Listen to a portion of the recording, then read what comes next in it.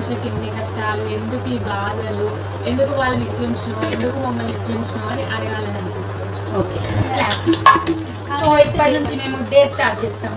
First no first తిప్పేసి తర్వాత అంతే తిప్పాలి. ఓకే, నాకైతే రావచ్చు. Deepika guys first day Deepika నిమ్మకాయ అంటారో ఏమంటారో ఏమో. అవును, నిమ్మకాయ ఉప్పు వస్తుంది. నిమ్మకాయ లేదు. దీంట్లో చింతపండు ఉందా?